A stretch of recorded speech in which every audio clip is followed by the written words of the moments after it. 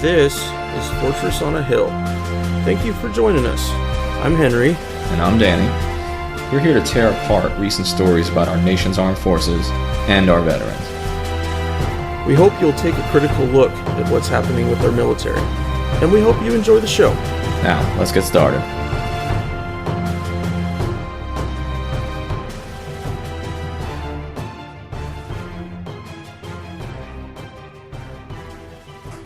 All right, guys, thanks for joining us today.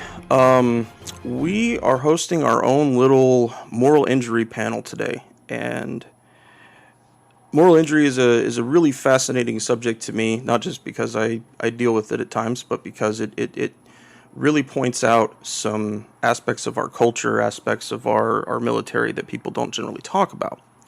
And before we get started, I want to go around the table, so to speak, and introduce everybody. Of course, we are joined by Major Danny Sherson from Kansas. How are you doing, Danny? Oh, I'm very good. I'm glad to be here on this virtual panel, our first, really, of this type.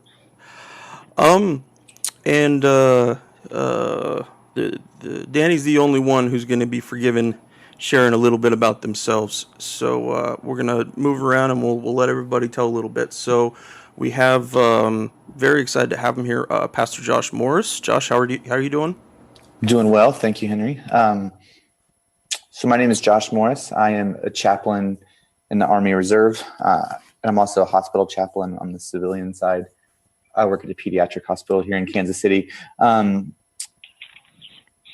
I've been in the Army since 2008 and also currently finishing up a PhD, and I'm writing about moral injury. So a lot of this from my own experience as a chaplain deployed in 2014, and also just through a lot of support with, fellow soldiers, hearing their stories.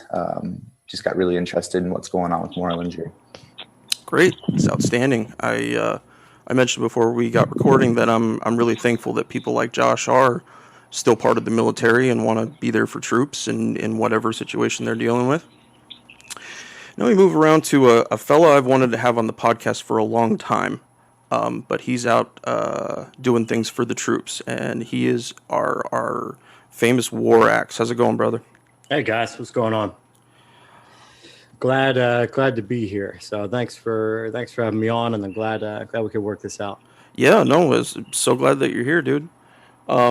And last but certainly not least is a recent guest on our podcast and attorney who was kicking ass for service members the world over in D.C., Mr. Tyson Manker. Tyson, how are you? Hey, how's it going? It's good to be here with everybody on this virtual panel. I guess my place, I'm not the only Marine on the panel, former Marine, served in the infantry. And I guess that's my expertise on anything having to do with moral injury, a term that certainly when I was a 21-year-old corporal grunt, 81 millimeter mortarman, moral injury was a term that I'd never heard, and certainly something that I wasn't considering, as we were one of the contingents on the, they called us the tip of the spear, but as weapons company cowboys, we joked and called ourselves the butt of the spear as we participated in the 2003 invasion. But, moral injury, quite succinctly, I would just say, if PTSD is a traumatic experience, moral injury is how you think about and process that experience in the years that follow. So I look forward to hearing everybody's take on it, and I'm just glad to be here. Yeah, thank you so much for joining us. And you mentioned something that is important to point out here at the beginning, and it's that while the Department of Veterans Affairs does acknowledge moral injury and have programs and things for veterans that need it, the Department of Defense does not. They do not have a definition for it. They do not acknowledge moral injury to be anything. And I think that is a really important point that people need to understand as far as us as 5 veterans trying to deal with this, that it's not a far and wide topic. It's not something that very many veterans know about or even might consider for themselves. So starting off here, I want to throw out a couple definitions just so everybody listening can have a good understanding of this. And this is actually from the VA's own website. Like traumatic injury, like psychological trauma, moral injury is a construct that describes extreme and unprecedented life experiences, including the harmful aftermath of exposure to such events. And events are considered morally injurious if they transgress deeply held moral beliefs and expectations.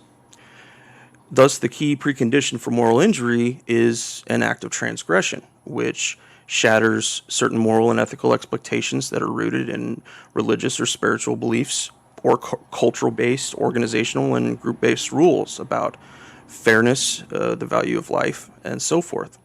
Now, a little more specifically about moral injury in war is that moral injuries may stem from direct participation in acts of combat, such as killing or harming others, or indirect acts such as witnessing death or dying, failing to prevent immoral acts of others, or giving or receiving orders that are perceived as gross moral violations.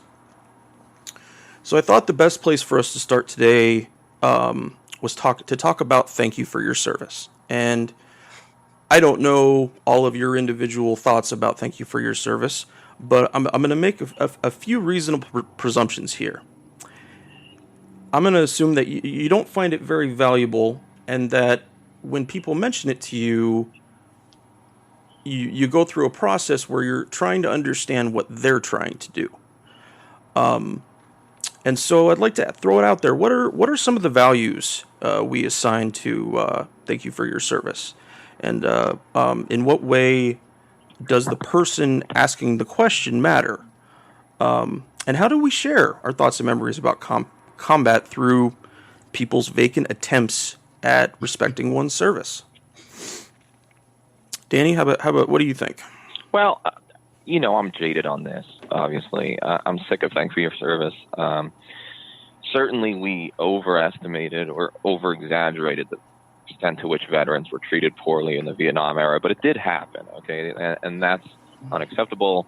I'm definitely not in favor of that. I wonder sometimes, though, if the pendulum has swung so far to the right or in the other direction, which is probably towards the political right, where thank you for your service has become this like vacuous cop-out in a society that pays almost no attention to its wars, that doesn't raise taxes, that doesn't declare war, that doesn't have a conscription or a draft system.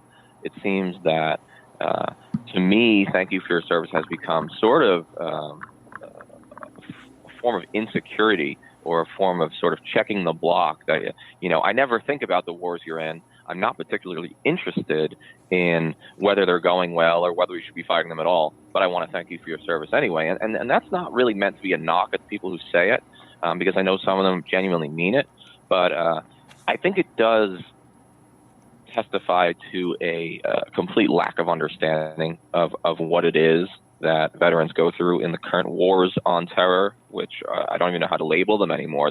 Maybe we'll call it the perpetual war. It's not ending anytime soon. So yeah, I'm frustrated with thanks for your service. I'm frustrated with the militarization of sports and the way we've put veterans at the forefront of everything. We put active duty soldiers at the forefront of everything. And I wonder if it's harmful for the Republic. So that's my 2 cents to start it off. As always, I'm probably on the more cynical side, but we all have our role to play. I agree with you. I think that it really depends a lot. I think it's something that I hear all the time. Whenever I'm meeting anybody for the first time, and they put together that I was in the military, you're basically guaranteed to get a well, thank you for your service. And I separate it really into 2 groups. When you look at someone, and a person's coming up and they're looking me in the eye, and I don't see like the glazed over expression, but instead I have like good eye contact and a firm handshake, and they say, thank you for your service. Like that means something to me, even if I don't agree with it. Well, actually, I don't agree with the war, but I understand when someone's making a good faith effort to say something nice and engage with me in a meaningful way. Now, on the other hand, when someone comes up and says like, thank you for your service, and there is that glazed over look, and there's like a feeling of uncomfortableness to it. I don't understand that. I don't like it, and I don't think that it's good. This shouldn't be like a throwaway greeting. That doesn't do anything for me, and it doesn't do anything for society either, to venerate a group of people based on an idea of what was going on overseas that has nothing to do with what is actually going on overseas. Yeah, I've started calling it the Merry Christmas for veterans. Yeah, exactly. That's exactly what it is. No, and for me, go ahead. I'll jump in and join in on that too. That it feels, I always feel like I have to caveat it and say, I obviously appreciate those who are frank and who really do mean it. But when it feels like a transaction, or it feels like something you're supposed to say, and there's no eye contact, or maybe a soft handshake, and it just feels like, if we really were thankful and appreciative, I just always think there should more could be done on the political level to get us out of these longest wars. Like if these horrors that we're bringing home really are as horrible as we're saying they are, why aren't we doing more to these perpetual wars, as you said, Danny? Like there's no end in sight. We're already going on 2 decades, and so precisely what we have to shift the conversation to something more meaningful. Yeah, don't thank me for my service. Make sure instead that my kids don't have to go fight the same dumb war that that we did. If you really want to thank me, do that. No, that is the ultimate thing that we want. But nobody seems to be looking around seeing that happens. And I know that Danny and I talk about it a lot. Danny's son is much, much closer to military age than my boys are now. Scary. And it's very terrifying. Go ahead, Danny. Yeah, I mean, next year, realistically, children born after 9/11 will patrol Afghanistan. That has never happened in the history of the American Republic. I think that the founding generation would have never even foreseen that possibility. And what I've started saying out of frustration is, if you want to support veterans, make less of us. Yes. And that's it. That's the best way to support veterans, is to make sure my kids don't do it, and make sure someone else's kids don't have to, unless it's really in defense of the United States. And one could argue we haven't fought a war in defense of the United States since at least the Second World War. That's my hot take that used to get me in trouble in the Marine Corps. I take it a step further and say we haven't won a war since the Second World War. So I don't know, put that in your pipe and smoke it. No, my cynicism is directed at the leadership or lack thereof, because I think we would all agree leadership starts at the top.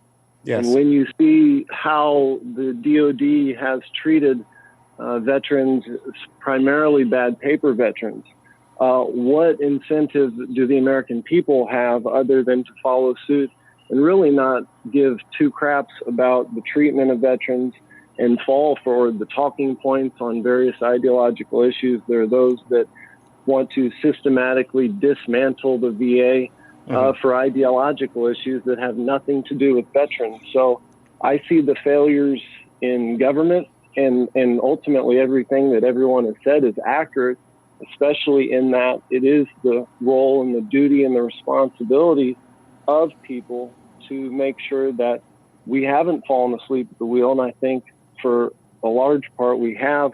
I can tell you that yesterday or the day before, I had the honor and the privilege of greeting the honor flight from Central Illinois, the land of Lincoln honor flight. And I can tell you that, the Vietnam veterans that came out, they were instrumental in my own healing personally. But Central Illinois is a place that I can tell you people really do care about veterans. And I'm less cynical about the individual thank yous that I get, because I really appreciate it. That's something that the government itself did not extend to me when I came home from completing the mission months before my EAS was over. So by golly, when a fellow citizen says, thanks for your service, that's more than the federal government ever did for me.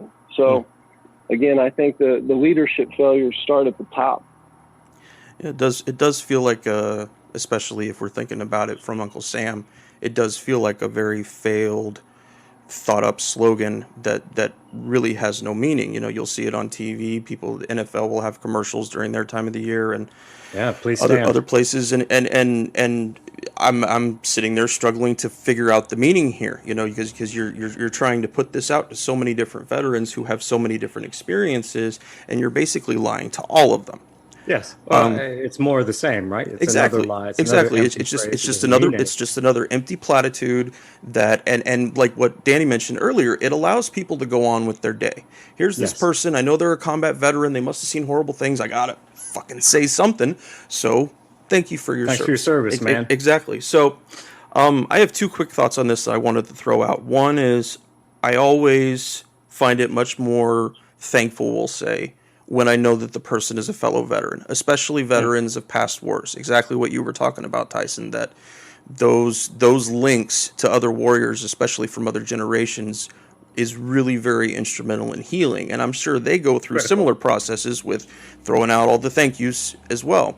So I will go out of my way if I see somebody wearing a Korea hat or a Vietnam hat, I will go and shake their hand and tell them thank you. And I usually tell them that I'm a veteran too, because I think that makes the process better. At least it moves it along a little further than when you go to the doctor's office.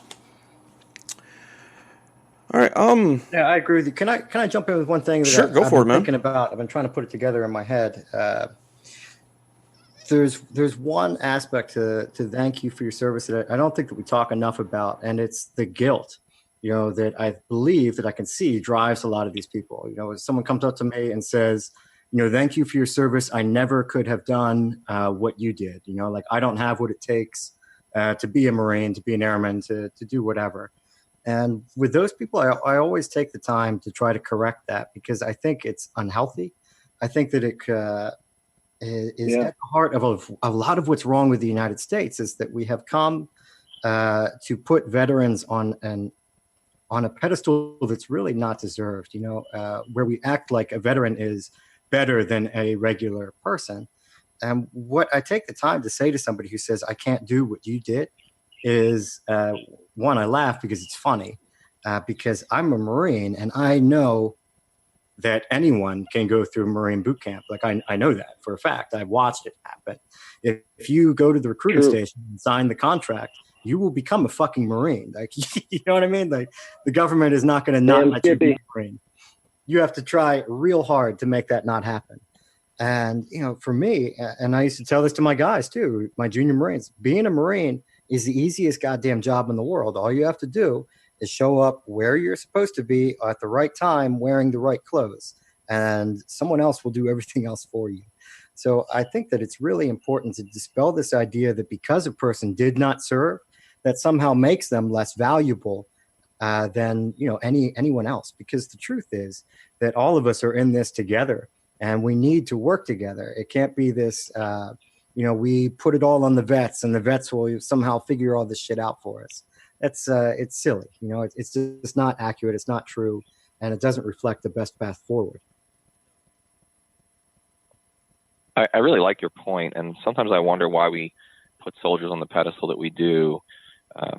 Poll after poll for the last 20 years has shown that the only public service that the American people still have faith in is the military. The American people have no faith in the courts, no faith in the Congress. I mean, first of all, that's problematic for the Republic. But second of all, I want to know, why don't we thank social workers and teachers and nurses for their service? It's putting a pedestal on a level above them seems like just obtuse and also maybe inaccurate. Dangerous. I think it's dangerous for the Republic to be brought up.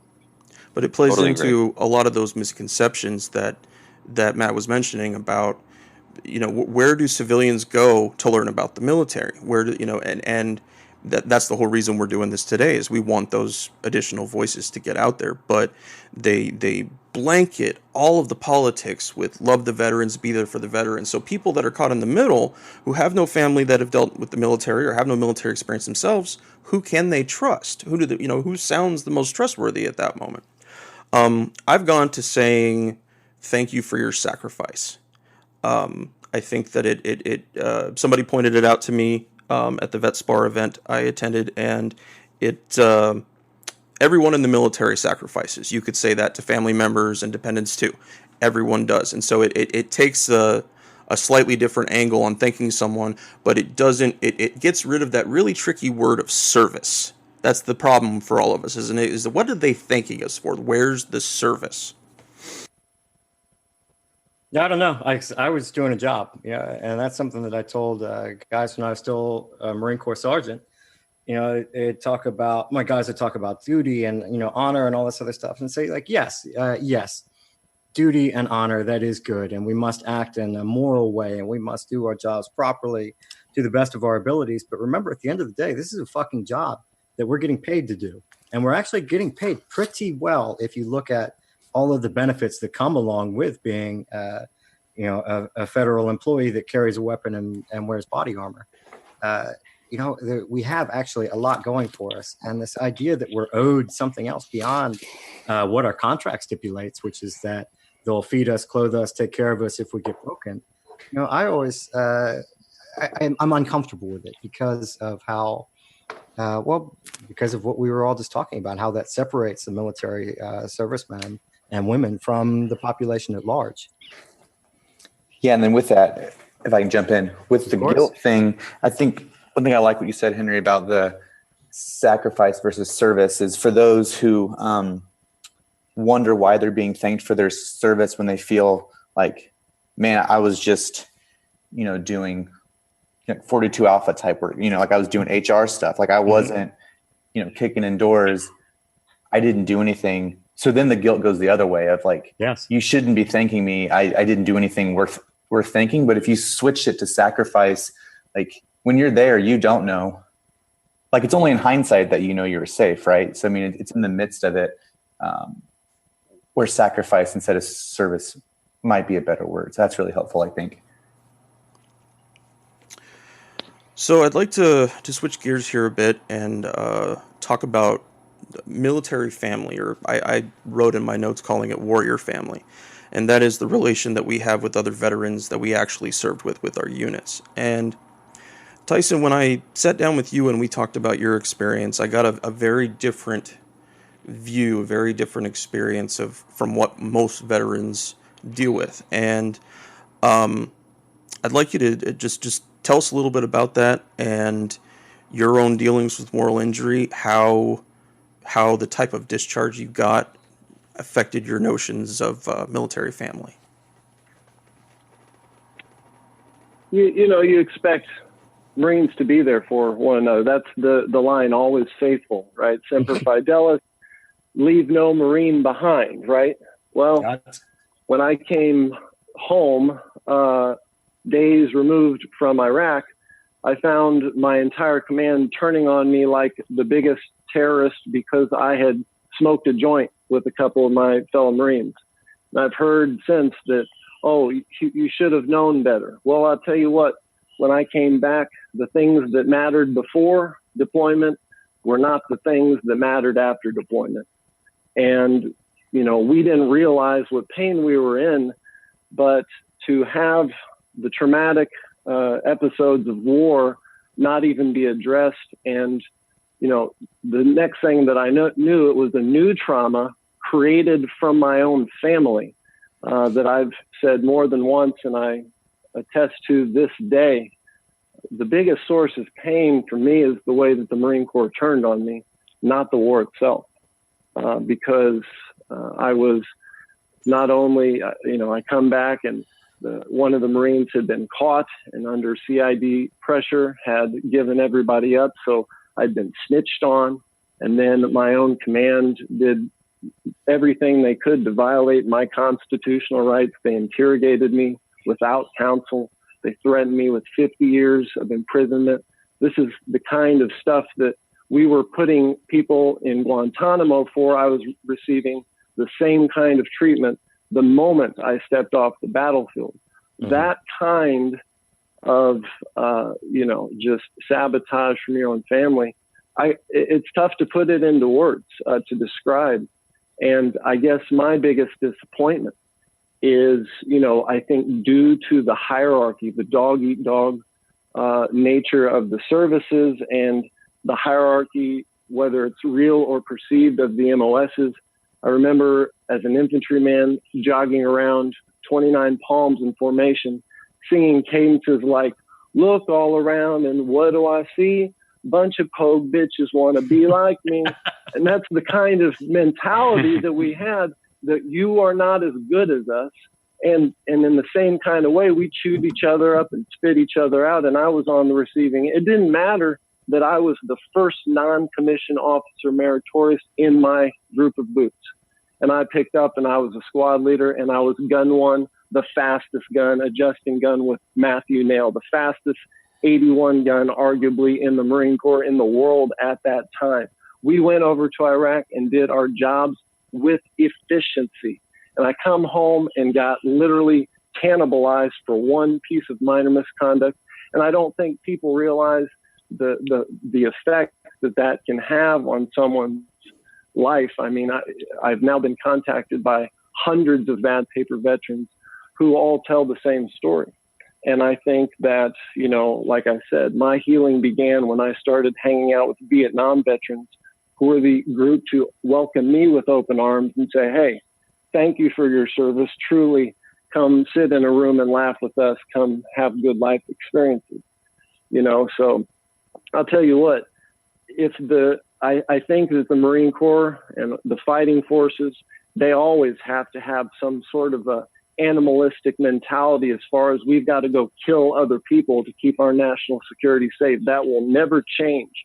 But what I hope for is an armed forces that can then reconcile, hey, PTSD is real, Yes. moral injury is real, so we need to prepare our troops for the realities of, you know, carnal combat, where they're going to see death, and then coming home and reintegrating into society by accepting and facing these realities. It's possible, but as long as DOD keeps its head buried in the ground, and you see time and time again the double standard with officers doing this and that and still getting to retire with full benefits, while the Lance Corporals and below, look at the Terminal Lance comic that Maximilian puts on. I mean, it's brilliant because it just points out the stupidity of the Marine Corps refusing to change in ways that would be beneficial to the Marine Corps, would live up to the motto Semper Fidelis, and it would make the Marine Corps and all the services their true potential. That needs to happen, but it's just not. And it's detrimental. And in the flip side of that, they're sending home people literally to be jumping into body bags, whether they Yes. kill themselves, they overdose on drugs. They're sending home a problem, which then has a ripple effect into the communities, which are felt by first responders, EMTs, police, family members who are frantically trying to get their loved one who served the help that they need. But now there are multiple roadblocks because the VA is wrongfully pushing them away, or whatever the case may be. It's a complete disgrace. And, you know, it took 15 years of suicide to actually get movement on the damn issue. But we, you know, if politicians won't do it, it's got to come from honorably discharged veterans to say, you know what, maybe that guy that got the OTH isn't a piece of shit. Maybe I should do some outreach to him or her. Was it really that bad what they did? Because you know what, they served overseas after all. More than 99% of the population did. If we can't make that acknowledgement in our own veteran community, then how can we expect politicians or civilians to make that determination on their own? Very true. Yeah, Very I true. agree with you completely. I mean, I don't think there's anything more ridiculous in the world than the way that veterans were treated. You know, guys and gals who came home with drinking problems, who came home and you know, did drugs, who did any number of things that were really symptomatic of trauma, right? Things that we know are now nothing more than caused by the job that we all did. Mm-hmm. And to slam the door in these fellas' faces and to tell them, you know, fuck off, you're not good enough, or all the things that you did, you know, your service, that doesn't mean anything to us anymore. It's wrong. And it's a betrayal. And I'm glad that there are men and women out there who are saying no, you know, who are saying enough. You know, we have to take care of these people. And I'm proud to know you, Tyson. You know, I think that the work that you've done come a long way. You know, if you think back to the attitude that was 100% PTSD is not real. You know, if you're exhibiting these problems, you're a pussy, to a more accepting, time now where we do recognize that these problems exist and people are willing to talk about suicide and post-traumatic stress disorder and, problem drinking and family dynamics. But there is definitely still a lot of work to do. But there's this really strong sense of denial in the veteran community, and I think that's because most of us are men too. We don't want to face things, we don't want to see things. There was a story I covered a while ago about how the blast pressure caused by crew serve weapons can actually give somebody a traumatic brain injury. You know, we're not talking about incoming fire. We're talking about somebody on a range here in the United States training for war can end up with a similar traumatic brain injury that people have seen in combat. Now, this is everyday stuff. I mean, you guys that served in the Corps, Josh and Danny served in the Army. We know how much shooting we do. We do a fuck ton of shooting. So you're telling me that this thing, which is essentially like a stapler if I worked in an office, but this 50 cal machine gun, that's mine. And when I was a gunner, it was mine, could do that. And so it's not always about specific damage, and even damage that we identify. It's about being intellectually honest about what military service really does to people. You know, and it's a scientifically proven one. People can't argue with stuff like that. Moral injury is a little more of a gray area, a little more of a, we can discuss it kind of, well, this and not and everything. But those kind of hard things, people need to know them. People and understand what they're accepting when they sign on the dotted line. I think that's a really important thing, because there are lots of people who still want to be Marines, no matter how badly you tell them they're going to fucking die. It doesn't matter to them. But there are others that will consider your thoughts. You know, Corps, right? Have you all read the book? It's written by Karl Marlantes. It's called "What It Is Like to Go to War." So he's excellent.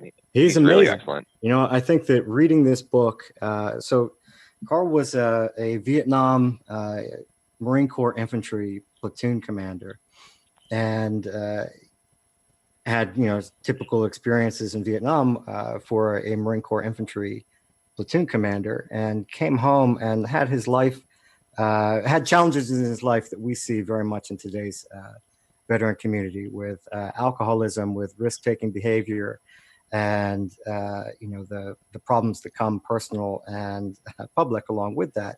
And Karl's book is amazing because it is so honest about his experience, and it was one of the first times that I can remember reading something that made so much sense, and it made me feel as though, for one of the first times, I felt, oh shit, it's not just me. You know, when he starts talking about the way that his body reacted, the things that he's thinking about after trying to come to grips with what he did and saw and was around in combat, and just saying that these feelings are normal, that this is the experience of war. And his point, his main thrust through this whole book, is that we must be honest with ourselves and with society about the role that soldiers play and what they really do. Because the more bullshit you have around it, all you're doing is sending people into a situation that is horrible, with unrealistic expectations. And that is why these moral injuries are so damaging. Yes. I got to participate in a VetSpar event a few weeks ago. I don't know if you guys know what that is, but they do meetings between civilians who have no military experience and veterans like us. And we get to, the last one we did was about thank you for your service. And we all talked about it around the whole room and got to hear from 12 or 13 different veterans and 10 or 15 different normal civilians, family members, stuff like that, so we can break that ground, so that those kind of things. I'd also like to throw out there Danny's book, The Ghost Riders of Baghdad. It is an amazing piece of work for exactly this kind of stuff. I didn't know that officers would cuss that much in front of former enlisted. We're going to talk about that after the show, Danny. But no, it really is a neat, succinct tale through his experience, and it's his book if he wants to keep talking about it. Yeah, no, I mean, the thing started out as like an angry rant against some bullshit I heard on the Senate floor about the Iraq surge, but yeah, it developed into so much more. And once I started interviewing all the guys that I had served with who were still alive and the families of those who weren't, it definitely went in that direction a little bit, and it started to become really the story of a platoon more than of one guy or of one war. You know, there's almost nothing more frustrating than some of like the platitudes about what it means to be a veteran or what it means to go to war, especially from people who, you know, who haven't been there. But, you know, Tim O'Brien was a Vietnam vet who wrote a lot of great books, including The Things They Carried, which I think won a Pulitzer Prize. You know, and he kind of talks about how, like, you know, true war stories are the ones that don't have any moral to them, you know, that there's not some happy ending, that, you know, if you don't like cussing, then, you know, don't send your kids to war. Cause like, if you send boys away, they're going to come back and it's going to be ugly, you know, and we're always surprised by it, aren't we? We're always utterly unprepared at the VA. In the civilian world, we're always totally unprepared for what happens after every war, which is that we break a few million people, Yes. or at least a few 100,000. We release them back into society, and then, you know, we're like appalled by the fact that there's PTSD and there's alcohol and drug addiction. My God, how could this be happening? And it is true though, but the services eat their young. I mean, you know, Tyson, you laid it out perfectly, but you know, it's such a hierarchical organization. You know, I was a Cav Scout. Our motto every day that we would yell was, "If you ain't Cav, you ain't shit," and we meant it. Okay, and it's so stupid when you break it down, but when you absolutely, but when you really start thinking about it, it permeates the entire organization. Whether it's I'm better than you because I do this MOS, I'm better than you because my discharge is better, I'm better than you because I have 2 Bronze Stars and you have 1. I mean, the whole system is like built on this rather than on like brotherhood. So there's this myth of brotherhood, and I'm not saying it doesn't exist between individuals, but it's not necessarily how the leadership handles it. I've watched, you know, I'm a mid-level officer who's been in the service about a decade and a half. The fact that 2 of the soldiers on my direct command have committed suicide in that time is mathematically shocking. Okay, because the fact that has happened, when you start multiplying it by thousands and thousands of officers and then tens and hundreds of thousands of soldiers, you realize that this is a real epidemic, and it's never gotten enough attention, not after any war.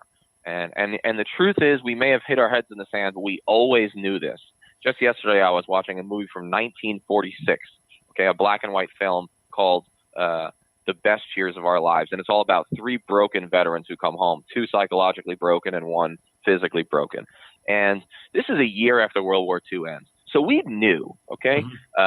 We knew this was a problem long ago. We've just chosen to hide it. And then we act surprised after every war. You know what? And it goes back to what Tim O'Brien said. If you send kids to war, they're going to come home talking dirty. They're going to come home broken. And too often we forget that. That's something, though, we don't talk about much as far as the pre-Vietnam era. You know, I've never felt comfortable with my 94-year-old grandfather about asking him if he ever felt suicidal. If he, you know, there to me, there seems to be a generational gap for them, but I don't know if that's just part of their, you know, unspoken code of silence, or is there a lot more meat there about what really happened and people just refuse to talk about it in the era? I would say there's a lot more there, and that you could, by asking that question, I think you'd be surprised of his willingness to share, and especially from a veteran. I think hearing it from you, or hearing you ask and being willing to listen to those stories, I think is a gift to him and that generation. You know, like not the myth, but the greatest generation, right? That was the last war that we quote won, and then so what does that mean for them? You know, I mean, they're carrying stuff too. How do you put a thought like the greatest generation in with what Danny was just talking about us thrown into a fucking human meat grinder? You know those two can't be. They're entirely mutually exclusive. You can't put them together. But the reality is very much in the middle, and so it would require us to put them together. So it's I don't know. I lost my train of thought there. Sorry. Well said. So I want turn to a little bit different thing here. We're coming up on the 18th anniversary of September 11th, and we're just 3 years away from 20 years since the towers fell. And that day really changed our national calculus of how we saw and dealt with our security state, and certainly how our security state dealt with us. And 9/11 allowed the growth of political will for us going to Afghanistan, going to Iraq, and now Syria, Yemen, etc. It's undeniable historically that the Bush administration knew that 9/11 wasn't the strike or hit on America that they claimed for it to be. My question to you all is, what role do you see September 11th in and its relationship to the wars that followed? How do you think that works in dealing with moral injury? And I'll throw out mine here first. I know for me, once I decided that the war was futile, I stopped caring about much about the happenings outside of my unit. You know, once I saw that both there was a lack of progress we were making in country, we had no awareness about their culture or even the bigger steps of the political leanings of everyone.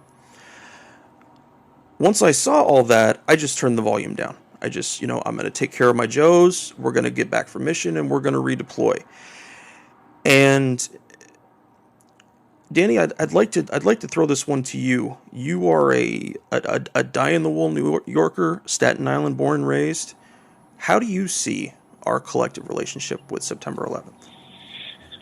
I've got a very complex relationship with September 11th because on one hand, I can't get the image of people jumping out of those towers out of my head. On one hand, I deal with the fact that family friends died and all the streets in my neighborhood are now named after dead firefighters. So in some sense, and I come from a family of firefighters, so in some sense, there's that visceral connection to it.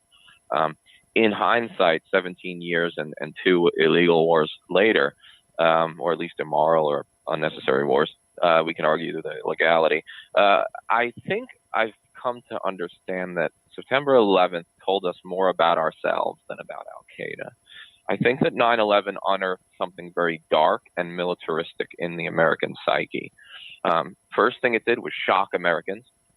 Americans were shocked that someone would attack us, not realizing that an attack on the United States was in some ways a completely rational response, not a moral one, I'm against the attack, but a rational response to American attempts at hegemony in the Middle East and around the world. So the first thing it did was shock Americans into why do they hate us, and without any understanding. And the second thing is it unearthed this unique American exceptionalist desire to have total hegemony in the world, to be the superpower and to have its soldiers everywhere. Now, we had already had that prior to September 11th, but September 11th made it okay for that to be overt. And that's what I mean when I say it unearthed something dark in the American psyche. America had always had hundreds of bases around the world. Now we had more, several hundred bases, and we were engaged in combat by the time Obama leaves office. He's a liberal, by the way, right? By the time Obama leaves office, we're bombing 8 countries directly. Okay, we are directly engaged in combat in 8 countries. So I think September 11th provides the justification for American militarism and perpetual war. President Trump's probably not going anywhere, even despite all the madness that's happened in the last few days. I doubt he'll be impeached. I wouldn't be surprised if he wins again, in fact. But what we do know is that we will reach the 20th anniversary of the war in Afghanistan. We will reach that. I would be willing to put all my money and probably my youngest kid's sale up on that bet. But we're going to fight a 20-year war in Afghanistan. We're going to have to look back and ask how this happened. I think part of the reason it happened is because September 11th unearthed a dark militaristic streak in the American psyche. For me, absolutely 9/11 agree. will forever be connected because that's the justification as young Marines.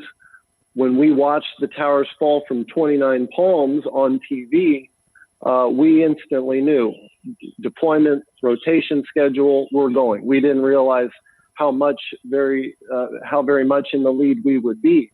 We went over there, and I can tell you all that we literally drew in chalk on the side of our AAVs, "Payback is a B," with pictures of Saddam Hussein.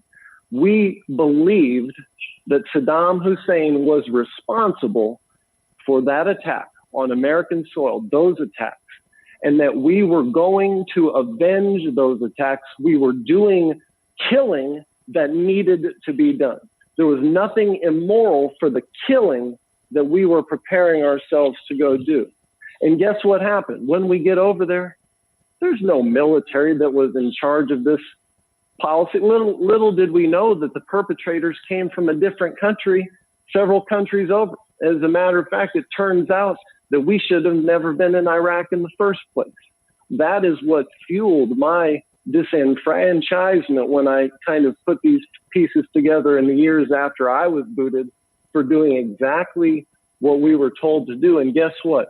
The people that ended up dying in the crossfire, not a single one of them had a thing to do with 9/11. Not a single one of them had really a connection to even the military. There were civilians that were caught in the wrong place at the wrong time, and we believed we were there to avenge 9/11, and we ended up just killing people that had nothing to do with it. In the years after, how can you not think about that and feel some sort of remorse? I've always told myself and people who have asked that I felt were genuine and deserved the response is that I don't hold myself responsible for the deaths in Iraq because we didn't choose to be there. We were following orders, and we did what we had to do to keep each other alive and come home in one piece. All of that blood is on the hands of those who decided to put us there. And that's a huge toll for us to bear as troops on the ground, to bear that brunt. And I think that is at the beginning of what we talk about moral injury. We had to do things that were not moral exactly because, hey, we're how can you justify being ready to kill? Well, we were ready to kill enemy soldiers. And what we ended up doing was shooting teenagers and women on accident. That's a huge thing to bear. And people trying to defend their homes, essentially. Exactly. I can say that for me, and I was a tanker, so in Afghanistan, my vehicle was destroyed by an IED, and there were some other things that we saw and did there that were disturbing. But for me, it is what has affected me the most was that we were lied to, and exactly what Tyson's talking about. We were told that these are the people that did it. We are doing what's right. That these men are enemies of the United States. And then when you believe that, and not only you believe it, but you teach your men to believe it, and then you go and actually do it, and then you see how you've been played. Coming to that realization that you've been taken for such a fucking ride is devastating. And I think that above everything else that happened, that feeling of betrayal, knowing that the government of this country lied to me and lied to my men, and that people on both sides died for that, that is what weighs on me the heaviest. It was that I was complicit in that. And that is why I feel such a strong responsibility to never be quiet about it and to push against these wars, and for in the future, for when we do send men and women to war, because of course we will, that we're honest about it. Well said. Yeah, and I'll just add my 2 cents and not add much to what you all haven't said, but the leadership issue, Danny, as you mentioned, there's no end in sight, and we can't really think we're going to leave Afghanistan under the current administration, and how much of that is just for keeping political face. And so then what happens is we're continuing to send people, we're continuing to drop, the mother of all bombs, right? We do that kind of stuff in 2017, 2018, when we're so far removed from 9/11, we're so far removed from those threats that we thought were credible. Now it's like, well, what are we doing? What are we continuing to do as we are almost at 2 decades with absolutely no end in sight, and continuing to send young men and women over there who might not be disillusioned yet, but then, once you get over there, you realize there's no hiding. Really, yeah, absolutely. There's no hiding it. And then you come home and it's like, what do you do with that? What do you do with that experience? Trying to relate that with, fellow civilians. Yeah, I was actually in Afghanistan on September 11th, 2011, and Reuters found me. They were looking, not because I'm anything special. They were looking for a New Yorker in Kandahar province in a combat role to interview. And they did this retrospective or a short article on me for the 10th anniversary. And the guy who wrote it was really pretty good writer, and he was surprised by my answers, because what I told him was that there was no connection between the enemy I was fighting at that time, which was Taliban, nominally Taliban farm boys, and September 11th. And I would say there were no Afghans on that plane. The people I'm fighting were mostly children when Mullah Omar decided to harbor Osama bin Laden, and most of them can't find America on a map and have no intention of coming to attack us, but they're only attacking us because we're here. Yeah, we're in their They can't yard. write their own name. They're not getting a passport. They don't write or read. Okay, so my point was, look, this is completely disconnected from the 9/11. I'm just here doing a job. I said that, it published. I got reprimanded verbally by my battalion commander for demoralizing the troops. He said, if your soldiers read this, they're going to be demoralized. I said, sir, tell me which part isn't true. And of course, he was a fucking moron, like most lieutenant colonels and above. I should take that back. That's not no, totally you shouldn't true. take it back. He was a moron. True. He was a moron personally, I will say, and couldn't understand what was true and what wasn't. But it didn't matter what was true. It mattered whether I was following the party line. And speaking the truth in that instance was going against the party line. There you go. You're fucking up his promotion, man. You got to keep your mouth shut. And you see that play out today as the wars continue. You see that the same wheels that we all went through continue to spin. Yeah, combat isn't like it was when we started. I often mention about Eric Shinseki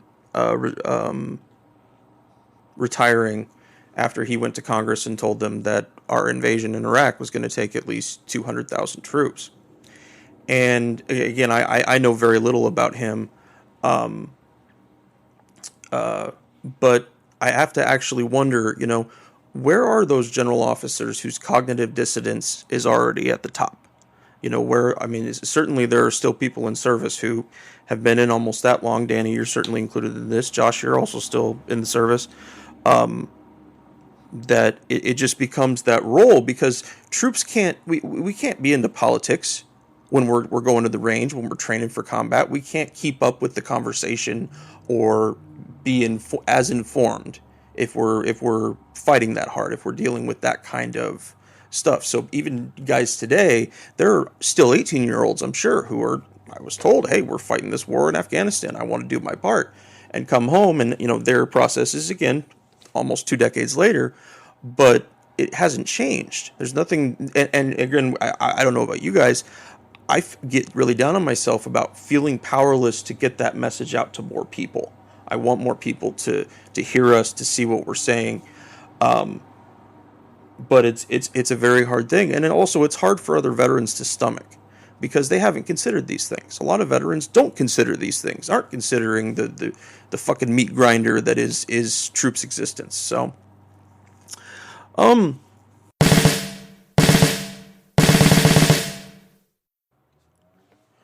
got a few housekeeping notes for you guys.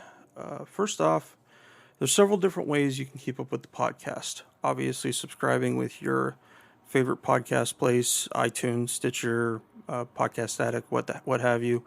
You can keep up on new episodes that way. We also have a page on Facebook, and we have our main Twitter feed, which is at Fortress on a Hill. If you happen to be a friend of the main Fortress Facebook profile, not the page, but the profile, it would probably be a good idea to go like the page anyway, because that's where most of our stuff will get posted. Also on the page is where we'll be having live streams or any other events that Danny and I have going on. Second thing, I'm going to start taking in a lot more military films, and I'd like all of you to join me. There's so many that I've never seen, especially a lot of older ones, and I think that we need to talk about them more. I think that that's the way that people learn the most about the military, and we as veterans need to parse through some of it. So what I'm going to do is I plan to start writing reviews on these films, and I'm going to post a schedule of dates for doing a Google Hangout to talk about the films. I'll give everybody a good 2 weeks between announcing what the film's going to be and scheduling the Hangout. If you want to send a message to be read or audio to be played during the Hangout, if you can't make it to the actual Hangout, let me know and I'll include it.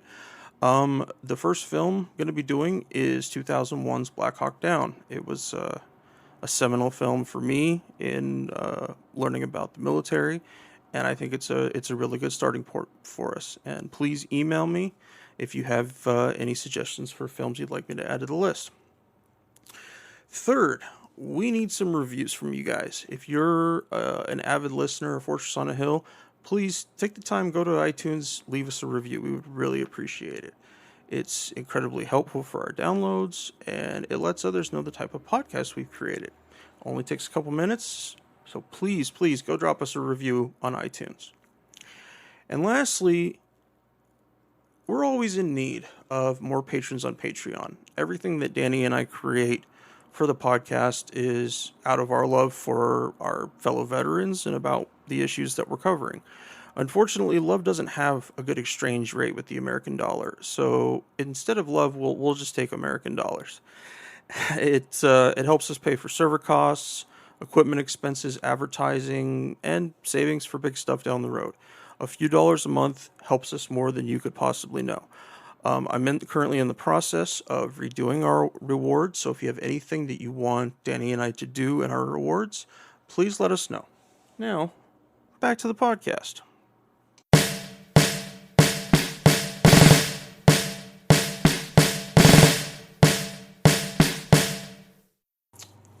A while ago, I listened to a podcast from see if I can get the name right, the U.S. Army Historical Education Center. They actually record lectures that are pretty good about a variety of topics, and one of them was by David Wood. I don't know if any of you guys are familiar with him, but he is someone on the forefront of dealing with moral injury. He's written several books, and he was the name from the study that I sent. Anyways, he posed the question about, is war truly able to be antiseptic? You know, are we really able to separate ourselves out from any kind of conflict? How do we determine as lay people what are the good wars and the bad wars? And we started to hear some Trump cabinet members talking about this idea of a bloody nose strike, which is the stupidest fucking thing in the world to me. But when they mention that, when they don't ever really break it down what that would mean. Danny and I have talked a few times about the low yield nukes and how they're just as bad as the large ones. Yes, they won't radiologically obliterate an area as big as the big ones will, but we're still talking about changing the entire nature of our world by using even one of them. So how do we do that? Is there a way that war can truly be surgical in its nature? And how do you guys think that the media and our TV and film industry fit into that? I'm just going to jump in real quick and say it is impossible for war to ever be completely discriminatory. Drones are by far some of the most precise weapons of war that have ever hit the battlefield. Short of a guy with a sword making sure the guy in front of him is also a combatant, the drone is as close as we've been to precision warfare since the beginning of firearms. Okay, so now we're talking since about the 1300s. And still, thousands upon thousands, if you believe third-party reports, and hundreds upon hundreds, if you buy the DoD reports, of civilians have been killed in American drone strikes. Which tells me that if Predator drones, with their incredible imagery and extraordinary bomb-guided unit accuracy, cannot ensure that only combatants are killed, then we must accept a truism which is the Clausewitzian version of war, which is that war is always chaos. There is always a fog of war, and war is inherently messy. And when we admit that, then it should lead us, it doesn't, but it should lead us to then be very careful about whether we get involved in wars. It should lead us to be very cautious about using the military arm over diplomacy unless it is absolutely necessary. So what we've fought in our lifetime is a series of wars of choice. The last war that was not a war of choice, you can argue, was the Second World War. And that's if you believe we absolutely had to fight Nazi Germany and Imperial Japan. I happen to think we did at some point, so I'm going to say that that wasn't a war of choice. Every single war since then has been a complete voluntary action. We've been playing away games only since the Civil War. Yeah, we completely export all of our chaos to someone else. We go to somebody else's barbecue and turn out the pilot light. You know, and that's one of the things that I used to tell myself after I became disillusioned, after I realized, okay, the mission isn't what it was supposed to be. I bought into this idea of, okay, well, I'm doing this so that we don't have to fight in the continental United States. And, you know, it's an idea that I heard from several of my friends. You know, we sit around and talk about this, and I've started to hear it more recently too, is that it's important to have these wars as sort of a venue so that people who want to hurt Americans can go there and be killed by the U.S. military. And, you know, I think it's just one of like the most idiotic things that anybody has ever thought of. And I'm embarrassed that I was able to delude myself into believing it. You know, I think that the point that I would like everyone to understand is that we could win the war in Afghanistan tomorrow by leaving. If you pull out all the troops, everyone comes home, that's it. Because as we've already been talking about, most of the people that I fought, certainly, and it sounds like the rest of you were engaged with, were not hardcore terrorists, right? Like these are not you know, top 10 most wanted guys. These are children who don't want us to run over their opium crops.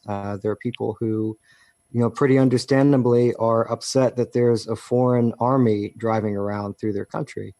And it seems to me now in my, you know, ripe old age, looking back with the benefit of hindsight, that if we fucking leave, they can't kill us anymore.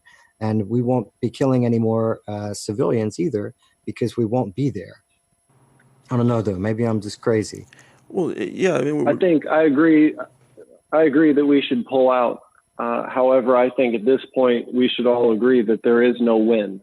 Yes. It's hard to argue that after approaching decades, thousands of lives lost, trillions of dollars, that we can, in any reasonable fashion, wasted, right?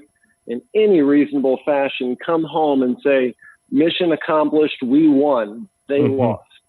As a matter of fact, those aren't even the criteria for war anymore. What are we, you know, as was pointed out, what is the objective? I'd like to say to the point, the question, does the media and Hollywood play a role? Absolutely. For the first 8-9 years of the war, certainly the time that I served, the American people were censored from the realities on the ground. As a matter of fact, the press was forbidden from showing the bodies of returning American soldiers and Marine sailors, airmen that had been killed. These are the kinds of things that brought the Vietnam War to an end. I can tell you by reading through the news accounts, they did a body count on a day-to-day basis. And guess what? That society was very engaged. Of course, there was a time of conscription and many other things were different. But if the American public had a better understanding of the war, they would be more engaged. And how could we do that? Well, we could do that by, you know, having the news actually report on the war instead of, you know, the average take home for the tooth fairy that some news channels report on, just ludicrous stories of ducks crossing the street when we've got young Americans being slaughtered for no purpose overseas in their name. So if we had these images coming home I think the American people would react differently. So absolutely, the media itself is complicit in not covering the war in a realistic manner. And Hollywood, in turn, is complicit in glorifying all that should not be glorified. And in conjunction, you've got an American public that sure as shit is set up to not understand the realities of what is done in their name. But the huge technological change has allowed us to wage war in so many different ways with so few people. And if you consider drones in it, with our people not even on the ground, we don't even need to have people in country. We'll even violate somebody's sovereign airspace, if we happen to believe there's a threat there that needs to be dealt with.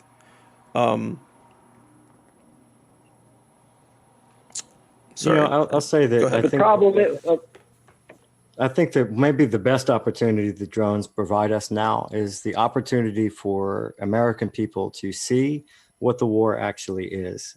Did you all see the footage that came out of, started coming out of Syria, I think probably in late 2016, and all it was is drone footage showing cities that were completely destroyed, bombed out. I hadn't seen anything like that since looking at history books about Germany after the fire bombings.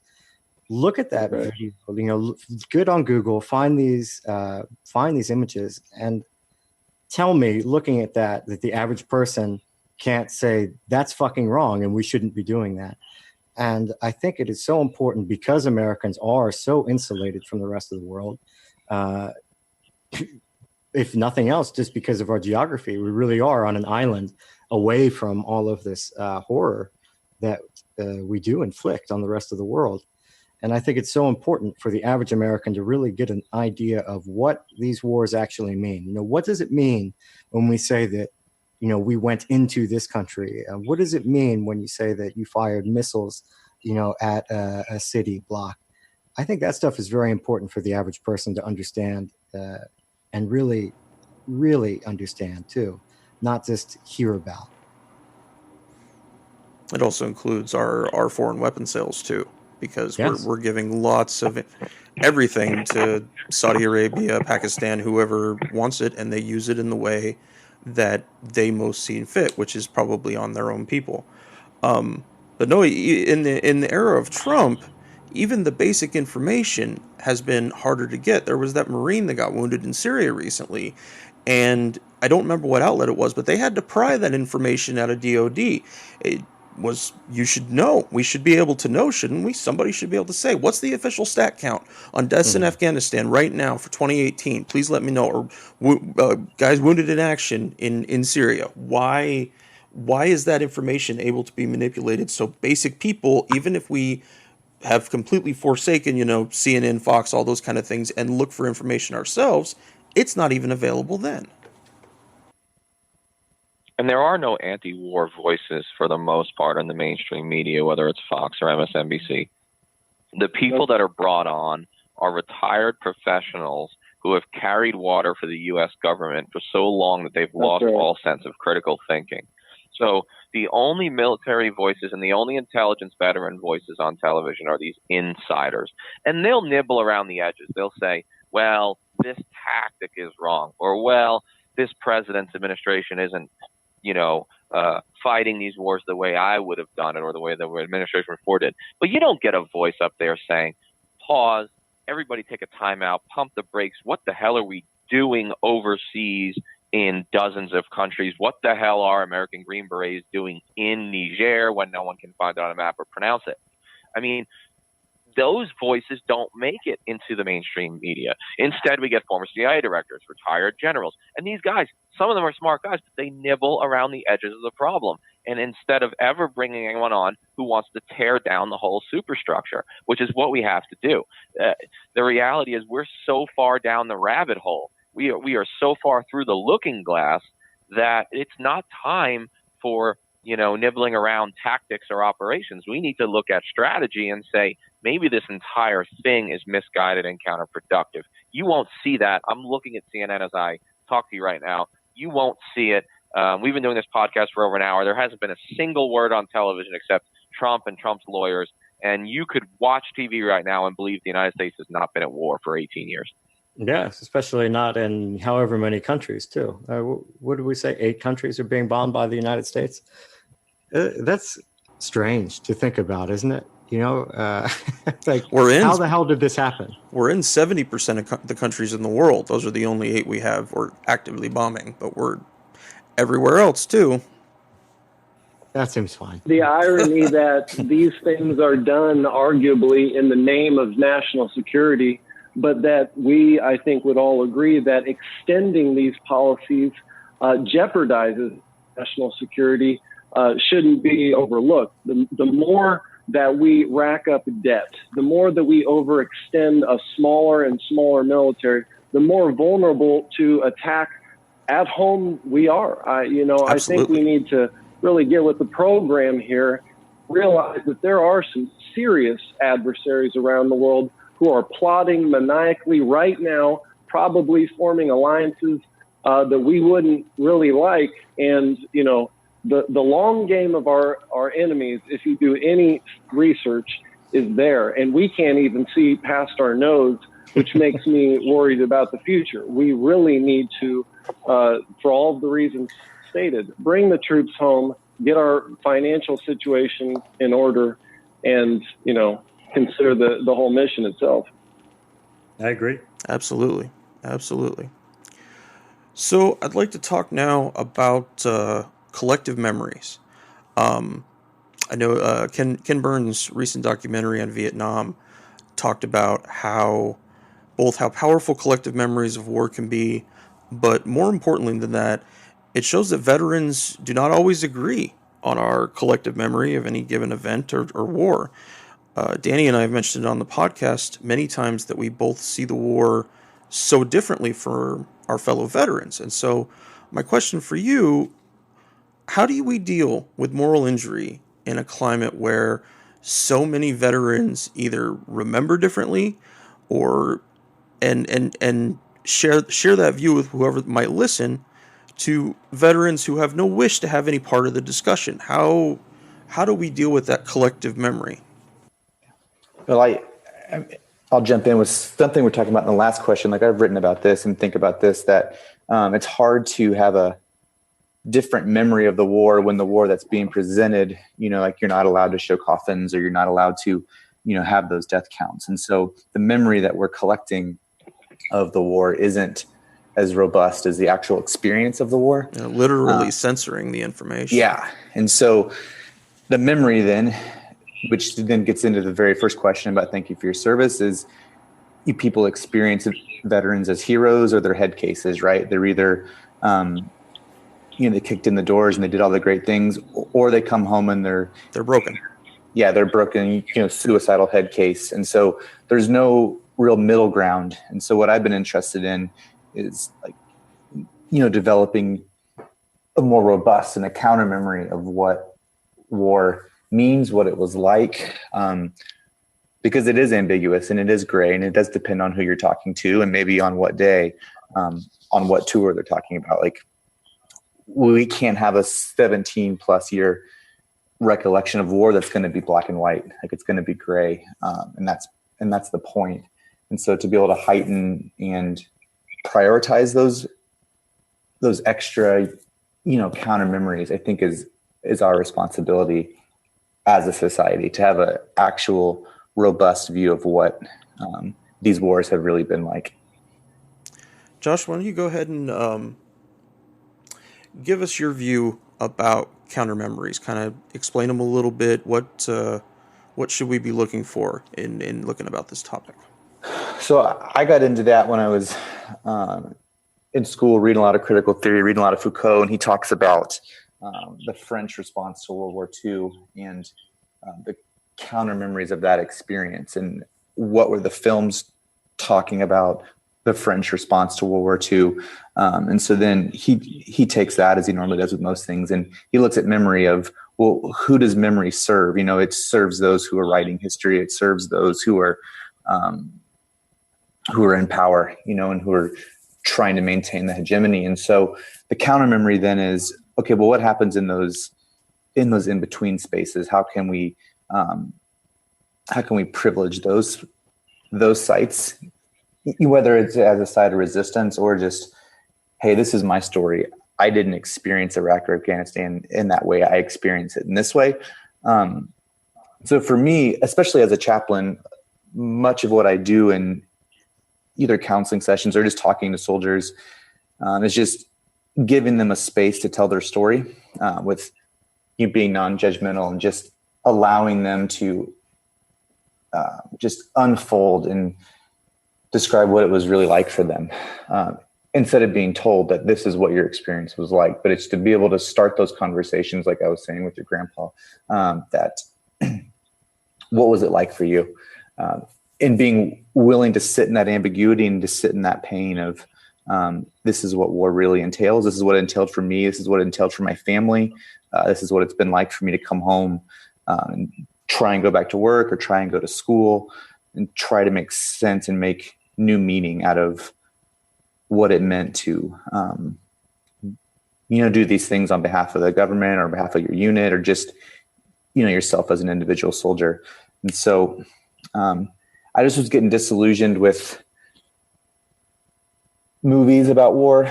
The national anthem stuff really frustrates me, that there's only one black and white view of our memory and our whole collective narrative of these wars. And so how can we make that a little more rocky and a little more ambiguous, because the ambiguity is good, because then you're going to have to start asking the deeper questions like we've been talking about. You're going to have to say, well, why are we doing this in these countries? I didn't know we were in Niger. I didn't know we were doing this to Yemen. I didn't know, X, Y, or Z. And so, counter memories just offer the opportunity to kind of make things a little more gray instead of so black and white. It forces people to deliberately sit in the middle between hero and head case. It stopped a little bit of the blatant labels for a minute. Absolutely. Yeah, and that might not be a comfortable place to sit, because then you're going to have to start asking follow-up questions. You're going to have to start thinking a little more critically about what's really going on. I know I can't think of his name right now, the author Wood, the guy who does stuff on moral injury. I know David Wood, thank you. In that podcast I listened to, he really emphasized what you just mentioned about you have to sell yourself to the person that's sharing.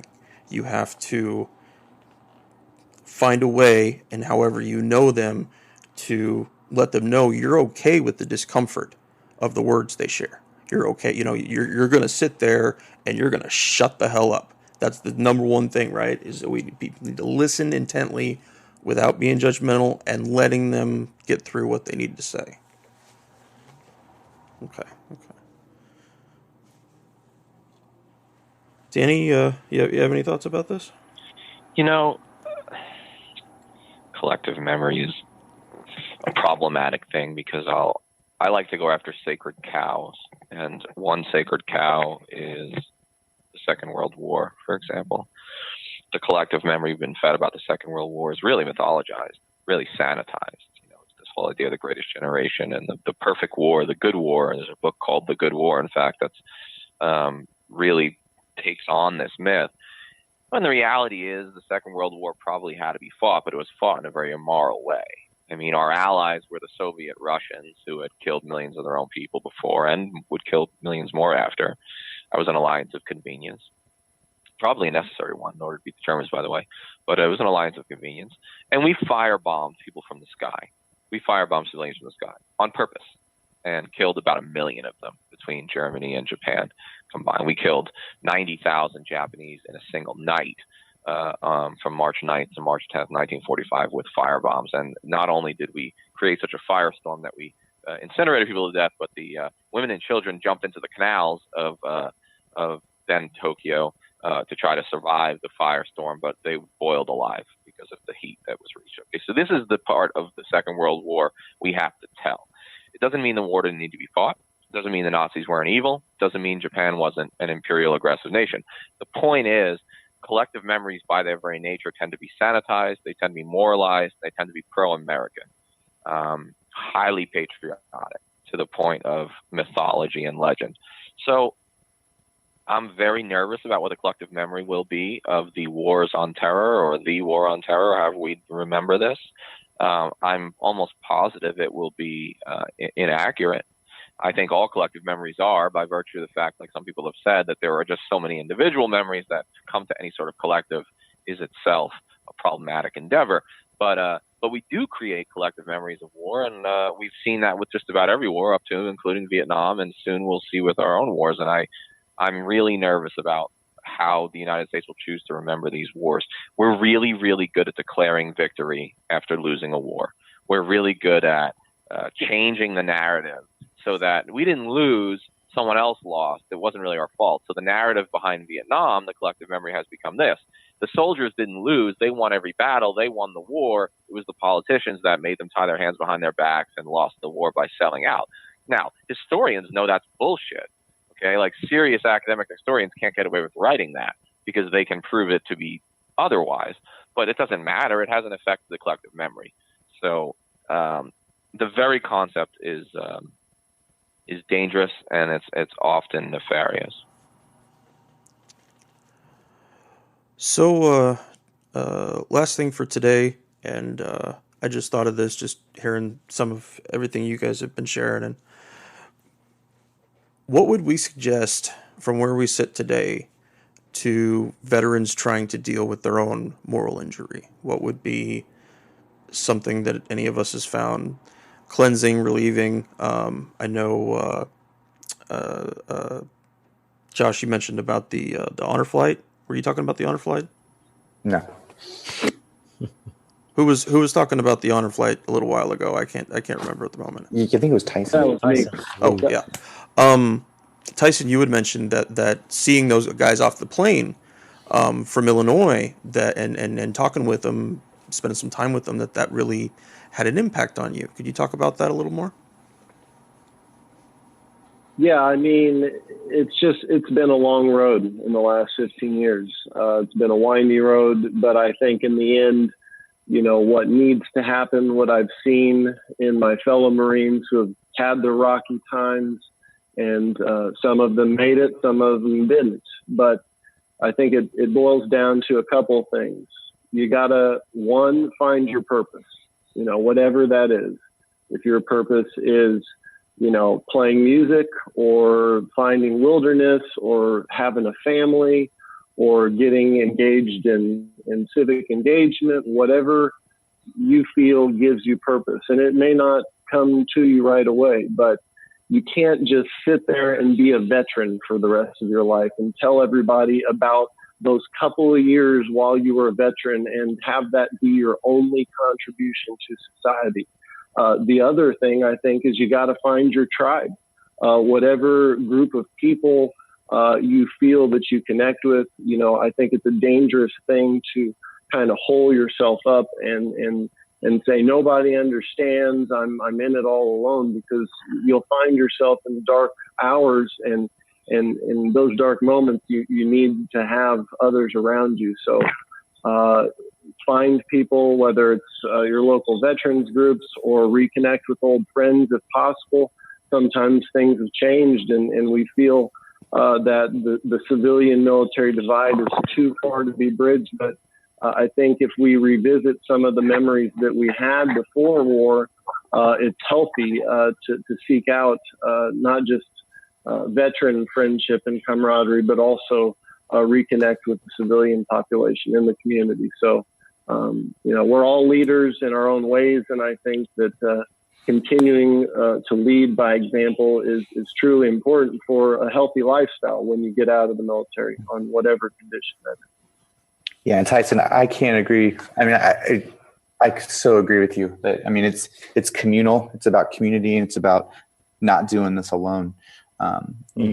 Whether that's, you know, doing some kind of public service, you know, getting involved in helping that way, whether it's, you know, veterans groups and you're going to a VFW, or if it's just, you know, reconnecting with some kind of religious community or something that you can, a space where you can feel, you know, you're a human being and that you're reintegrating your experience with people who see you and who hear you and who love and support you. So, I mean, I so completely agree. I can't say it enough that this is a journey not to be done alone, but to be done with others. It's all of our responsibilities. And so thinking about how to make society more reintegration friendly. And so I just want to jump into.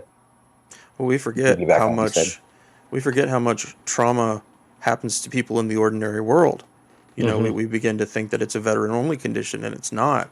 And so we need to be, the more that we tell, the more comfort it creates for those people that say that combat experience was too much for me, or I couldn't have handled that, to, okay, now I understand. That person's a human, and they went into a horrible situation, and they came out alive, and they have this damage. It's not good or bad, it's not right or wrong, it's just reality. I think that's an important point to make. And I think that for myself, what has been most important for me successfully transitioning out of the Marine Corps and becoming a better person was leaving behind this tendency to rate trauma. You know, one of the things that I really beat myself up about after I got hurt, I got to Walter Reed a couple of years after I was about a year after I was blown up. I ended up at Walter Reed, and I'm surrounded by people who are amputees, who have been shot, who have been terribly burned. And I look at myself, and because I was mounted, I was in a tank when we hit this IED, to look at me, there's nothing wrong. And I spent a lot of time looking in the mirror and thinking, I'm a fucking fraud. You know, like the people who really suffer, the people who really deserve help, it's those guys over there. You know, it's not me. And, I spent a long time in the dark being very upset with myself because of that kind of thinking. And it wasn't until years later, I met up with one of my friends after I retired. And he was there with me on the day that I was injured. He was in a different tank. His tank was also destroyed, but his burned. You know, those guys, their tank exploded, they burned. And I, first off, had always thought that it was my fault what had happened to him because of, the kind of typical survivor guilt, stupidity that we get into where, if I had only been doing my job better, or if I'd somehow, sensed that there were IEDs in the road, then none of this would have happened. But anyway, I'm sitting and I'm talking with him in my house, and I told him, I said, I want to apologize to you because it's my fault. If I had done things differently that day, this wouldn't have happened to you. And, I told him everything. I told him that I felt like a fraud. I told him I felt like, that all of my problems, that all of my concerns, that all the things that I was struggling in with my life were insignificant compared to what he was going through. And, he looked at me and he laughed. He said, Matt, everybody thinks that. And he told me that when he was in the hospital in San Antonio in the burn unit, he was laying next to a guy who was burned worse than he was. And he's laying in bed thinking, I'm a fraud. I don't deserve to be here. This is the guy. He deserves help. He deserves it. I don't. And I'm going longer than I wanted here. But the point I want to make is that nothing is gained by that kind of thinking. And that the only thing that matters is that if you are hurt and that if you are suffering, it doesn't matter how that happened to you, and it doesn't matter how severe you think that it was. All that matters is that you're hurting. And if you are hurting, then you deserve help and you deserve to be better, because none of us deserves to go through life suffering and hurting. There are so many avenues that are available to us as veterans to get the help that we deserve. And it is, it's something that I'm embarrassed that it took me so long to realize that. And it's something that it's because of that, it's very important that whenever I have the opportunity to tell that story, that I do it, because I know that there are people out there who are thinking those same kinds of things, thinking that they don't deserve help. And it's just not true. It doesn't matter what your job was. It doesn't matter if you got hurt stacking boxes. It doesn't matter if you got hurt running over a bomb like a fucking moron like I did. the only thing that matters is that if you were hurt, you deserve help. I have a similar one. I never got hurt in combat. I never got wounded there. But when I got home, I got Crohn's disease. I got psoriasis. I got small fiber neuropathy. A whole bunch of things. Oh yeah, it really fucking sucks. A whole bunch of things that really destroyed my life, and they're directly linked to my time in combat. But I have a very hard time giving myself any similar credit to Matt, somebody like in your situation, or other guys, like you said, amputees and burn victims and guys that have been through horrible, horrible things. It doesn't change the fact that I'm still suffering. It's suffering is universal. That's one thing that we don't mention about it, is that everyone suffers. Even Paris Hilton, I don't know how the fuck she suffers too. She does. But everybody does. And we have to give each other space to know that and to realize that suffering can never be identical, because it's individual. It's us. It's us in the meat grinder. Exactly. And, I'll take the opportunity right now to say to you that you deserve help. You know what I mean? I do not look at somebody like you and think, this fucking guy, his problems, they're not. No, all of that stuff is the kind of like, who said, you ain't calf scots, you ain't shit earlier. That made me laugh because we used to say the same kind of stuff, right? All of that stupid, toxic bullshit, we need to leave it behind if we're going to be able to have this better future that we all want for each other. And we do just need to give each other space to say, like, yeah, you're working through your shit. I get that. I don't know what it's like to have Crohn's disease. I recognize that it probably fucking blows. And I'm hopeful that you get better, bro, because you deserve to get better. Thanks, man. Yeah, of course. But no, it's exactly this kind of dialogue, is that we the experiences are so varied. If 10 of us sit around in a circle and talk about any of it, the contrast, it just flies out, and it's amazing to see. But we have to accept that bit of fear and walk into that room, Yes. Well, I think we're about done, guys. I think we've about done all the damage we can do today. I want to thank you all for being here. I so love hearing other veterans' perspectives. But all of us we're doing our best to help as many of our brothers and sisters as we can. So it categorizes us slightly differently, and maybe we can do this again in a couple years and kind of hear how people's experiences have gone. But I want to thank you all for being here. Matt Morris, the legendary Warax. Yeah, hey, thanks for having me. It was great talking to all y'all. It's always nice, to be able to communicate with people and say, like, oh, you guys aren't fucking robots. You're actually real people, not the screen names. So that's pretty cool. Absolutely. Chaplain Josh Morris, thank you so much for being with us, too. Yeah, thank you. Thanks for the invite. Absolutely. Tyson Manker, my brother, thank you for being here with us.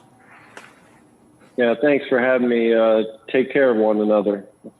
Absolutely. Rah. And This is great. Thanks a lot. Thank you guys for being here. And absolutely. Pleasure. Yep. All right, man. We'll do it again soon. All right. Yep. Take care, all. Yeah, take care. Thanks, guys. Thank you for joining us today. Please come join the conversation at www.fortressonahill.com. You can also find us on Twitter at Fortress on a Hill, or on Facebook at www.facebook.com/Fortress on a Hill. We want to hear from our listeners about the topics and issues pertinent to America's military and veteran communities. And last but certainly not least, analyze your news and its sources very closely. Verify everything you read. And remember that no one, no matter how powerful, are above criticism, especially those with the power to send others into harm's way. We'll see you next time.